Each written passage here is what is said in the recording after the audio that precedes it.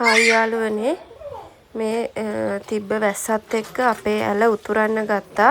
ටිකෙන් ටික වැඩි වෙන හින්දා අපි බඩු ටික ගෙදර අස් කරා. රෑ 10ට විතර තමයි ඒක අස් කරේ. වතුර බලනකොට මිදුලටම ඇවිල්ලා. මිදුල කියන්නේ ගේ ළඟටම ඇවිල්ලා. ඊට පස්සේ පුළුවන් තරම් මේ අපිට අවශ්‍යම රෙදි දෙක තුනක් අරගෙන බබාවයි මාවයි මේ ළඟ ගෙදරට හස්බන්ඩ් ගිහින් දැම්මා. ගිහින් දාලා ඉවරලා ආයෙම හස්බන්ඩ් ඇවිල්ලා තවත් පොඩ්ඩක් බලලා හැම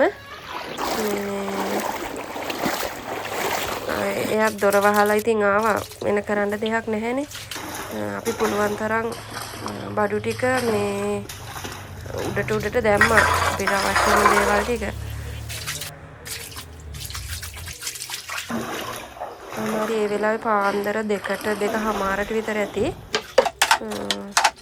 ලී බඩු විතරක් පාතින් තියලා අනිත් ඔක්කොම තෙමේ කියලා හිතන බඩු උඩින් දැම්මා. අපේ ගෙදර සොල්දරේකුත් තියෙනවා. ඒ සොල්දරේ උඩට පුළුවන් තරම් ඉතින් දැම්මා.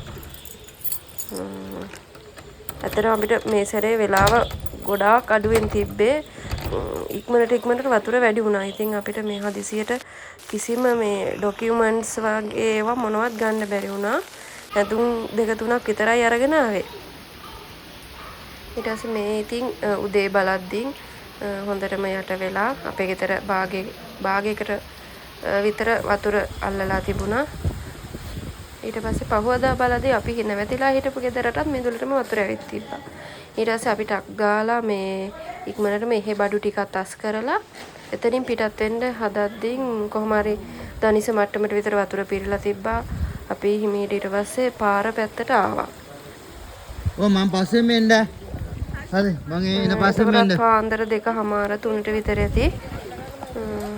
ඒ වෙලාවේ වහිනවත් එක්ක අපි ඊට පස්සේ කට්ටියම ළඟ ගෙවල් කිහිපයකම කට්ටිය එකතු වෙලා අපි හිමීට පාර පැත්තට ආවා. එදින් මේ මෙතන වාහනේ තියෙන ඒක මේ මට්ටමට තිබ්බේ. ඕක දවල් වෙද්දී වහලේ ගානට වගේ යටගෙන. යා. දාලා. මේ ඉස්සරහා ගාමන්ට් එක තියෙන ගාමන්ට් එකට සෑහෙන හානියක් වුණා. මේ බලන්න මේක ටික ටික යට වෙනවා මේ වාහනේ.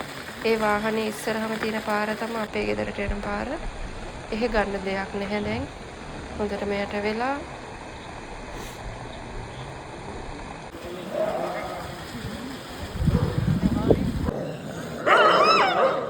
දැදුරුවේ පාලම බ්ලොක් වෙලා තිබුණ හින්දා මේ ගාමන්ට් එක මැදින් තමයි වතුර ගොඩක් එන්න ගත්තේ. මුලින් නම් ඇලේ වතුර තමයි වැඩි වෙවි තිබ්බේ. දැන් ඔය වතුරත් එකතු වෙලා මේ පේන්නේ ඈත පේන්නේ මේ පාලම. දැන් මේ මුළු අපේ ගම හොඳටම යට වෙලා අර ඈතින් පේන අපේ ගෙදර වහලේ විතරයි පේන්නේ.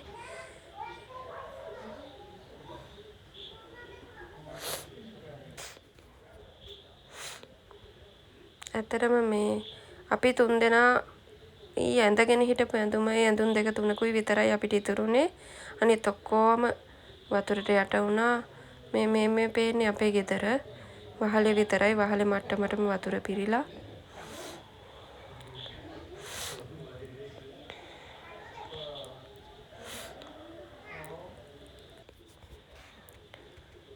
සෑහෙන මට්ටමකට වතුර වැඩි වෙලා තිබුණා. දැන් අපිට බලා ගන්න බෑ ඉතින් මොන තත්ත්වය අපේ ගෙදර තියෙනවද කියලා. අපි දැන් ගෙදරින් පිට වෙලා ඉන්නේ ඇවිල්ලා.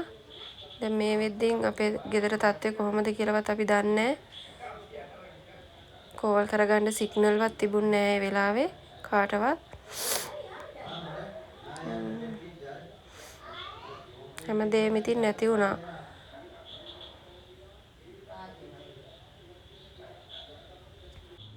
මේ කාලගුණික තත්ත්වය මුළු රටටම බලපාලා තියෙන්නේ මේ වෙද්දී.